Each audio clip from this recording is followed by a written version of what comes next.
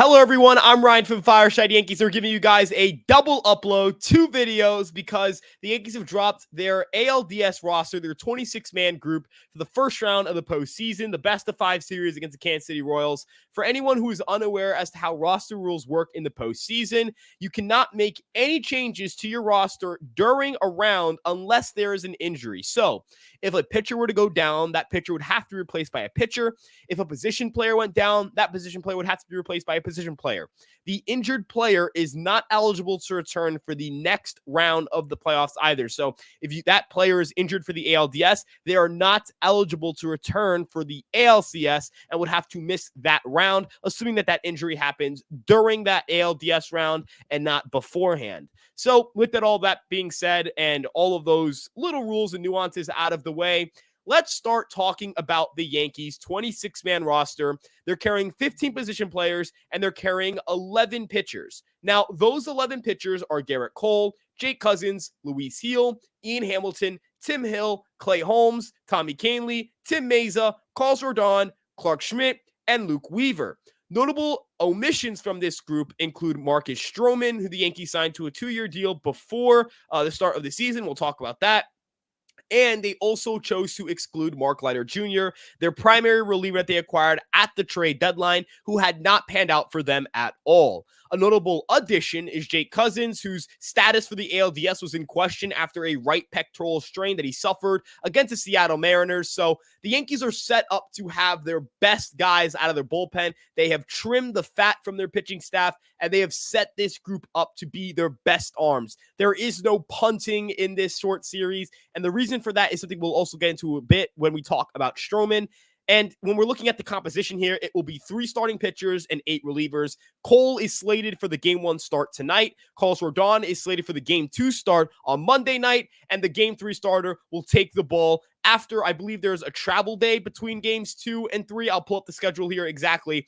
Yes, there is a travel day after game 2. They'll play on Saturday, Monday, and Wednesday. If the series extends beyond game 3, they'll play a game 4 on Thursday. If it's needed, they'll play a game 5 on Saturday. So there's only one game in this series where there are back-to-back games being played. I imagine that played a huge role in the Yankees' decision to go heavy with position players. Now, for the position players, they're carrying Jose Trevino and Austin Wells as their catchers, John Birdie, Gleyber Torres, Anthony Volpe, Jason Dominguez, Trent Grisham, Aaron Judge, Juan Soto, Giancarlo Stanton, Alex Verdugo, Oswaldo Cabrera, Jazz Chisholm Jr., Ben Rice, and the surprise addition of Duke Ellis, who the Yankees only featured briefly in September. They called him up for a little bit. Then they had Jason Dominguez come up. Duke Ellis only had one at-bat for the Yankees. It was a single in the 9th inning of a garbage time game where the Yankees were trailing by a ton against Texas.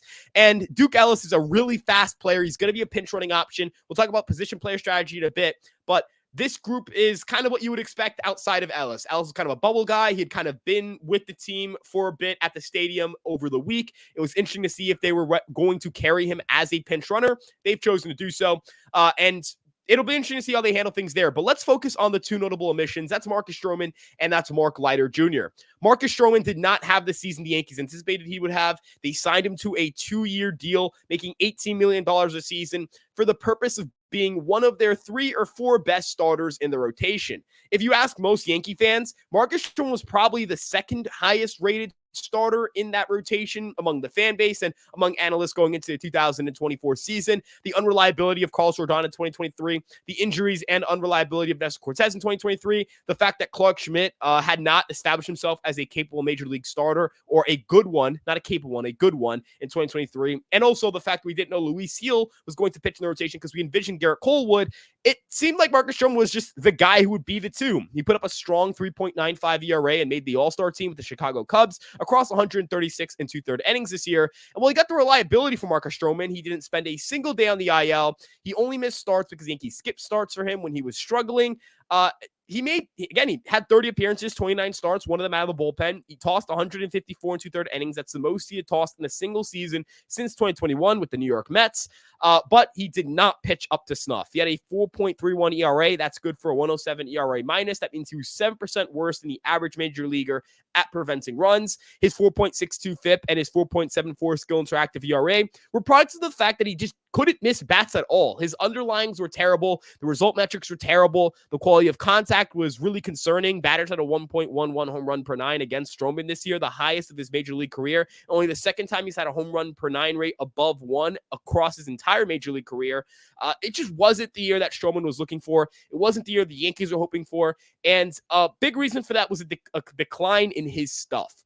His velocity from 2023, where he sat at about 91.9 miles per hour on his sinker, was very encouraging, but this year he sat at 90 miles an hour on his sinker. So he didn't have the velocity he had on his sinker. I think that played a huge role in his stuff decline. His four-seamer went from a pitch he threw 8.2% of the time in 2023 to 3.2% of the time in 2024 because he sat at just 89.9 miles an hour on it versus 92 miles an hour the year prior.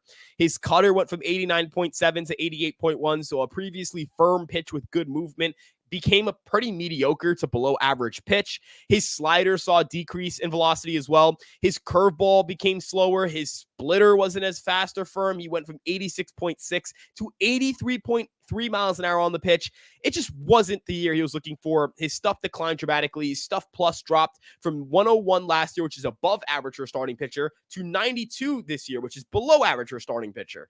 This was just a bad year for Stroman. He struck out 16.7% of batters faced. That's the lowest mark of his major league career. He had a 49.2% ground ball rate. That's the lowest mark of his major league career. The first time he's ever had a ground ball rate below 50% as a major league pitcher. This is just the kind of year that makes you question the long-term viability of Stroman. Is this going to be a guy that the Yankees can rely upon in 2025, to make starts for them? I don't know. I think that them not including him on the playoff roster is a huge sign that they do not trust him right now, or perhaps just a sign that they don't really think they need more pitchers or they need guys to eat up garbage time innings, which we talked about the schedule. They really don't play a lot of back-to-backs in this series, so there's not really a reason for them to be prepared to have to save their bullpen. If Clay Holmes can't go in game 2 after a day of rest between game 1, I don't know what to say, right? Like if he can't go after game 2, he might be hurt. If Weaver can't go after game 1, he might be hurt.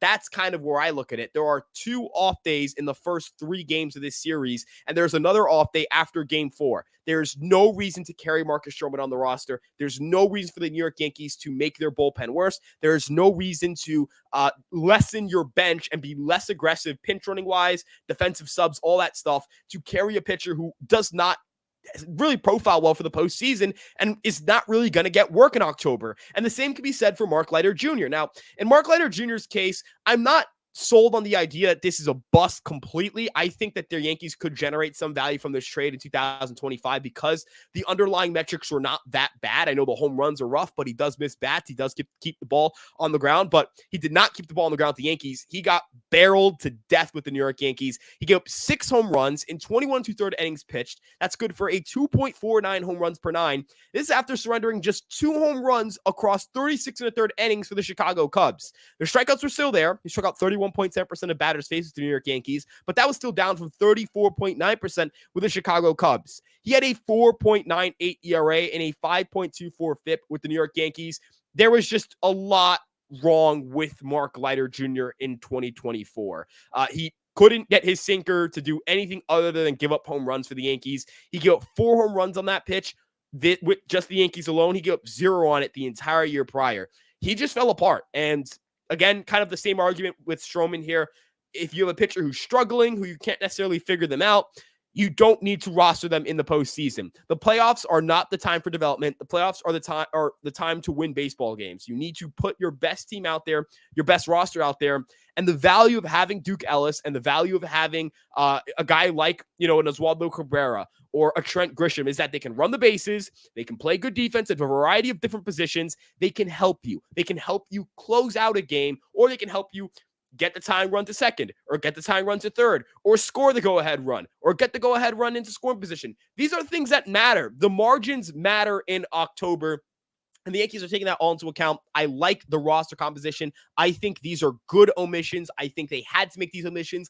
I hope these 2 pitchers who are under contract for 2025 are able to turn it around and become forces for this team next year. But that is a next year conversation. Matt Blake is not focused on fixing these guys for October. His focus needs to be keeping his guys, the guys who have performed well, sharp, and making sure that they're ready and prepared for the postseason. Finally, let's talk about the position player composition. We kind of got into that a little bit with Duke Ellis. Duke Ellis is a great pinch runner. He's a really fast player. John Birdie, another fast player with great versatility. He's a guy who I can envision getting some reps in at some point. I also really do like the fact that they have 50 position players. I wonder if Rice or Cabrera will get to start at first. Jack Curry of Yes Network, who is all types of tapped in with the New York Yankees, seem to lean towards Oswaldo Cabrera. Perhaps that's because he has a preference, or perhaps that's because he knows something. Oswaldo Cabrera put up a 107 WRC plus against right-handed pitching this year. Ben Rice has really good underlying metrics offensively, but he's a rookie. He struggled during the major league stints he's had. So I understand if the Yankees are a little bit sheepish about starting him and getting him all 5 games if the Yankees go to 5 in this series against the Kansas City Royals. I completely understand if the Yankees are going to try to get the more established player in the mix and a guy who's played pretty well since the month of July. Since July 1st, Oswaldo Cabrera has a 109 WRC plus. That's firmly above average. It's pretty solid, and he's pulling the ball more. He's doing a little more damage on contact, so I'm very encouraged by that.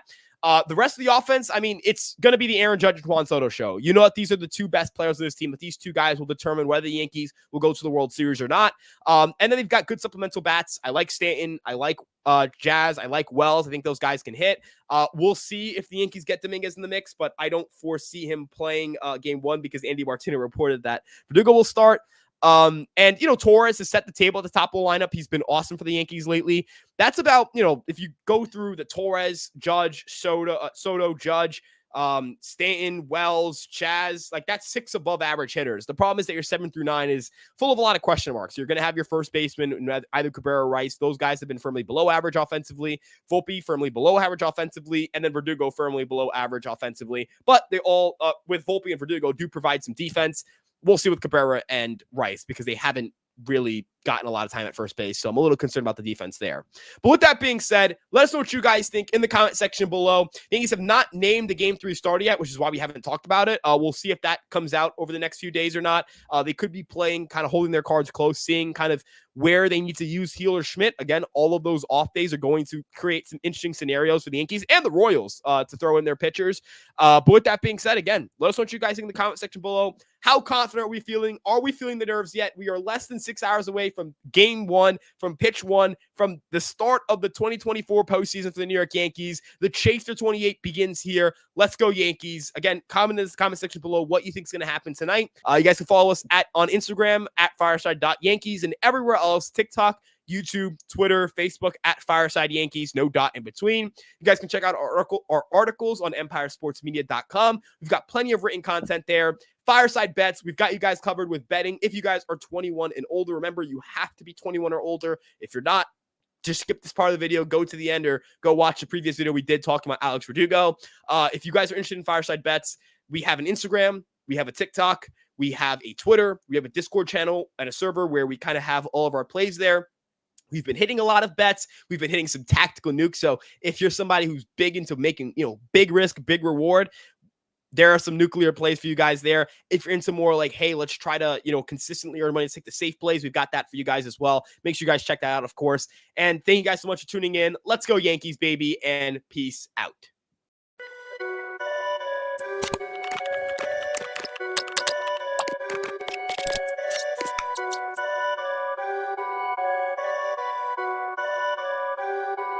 Perfect.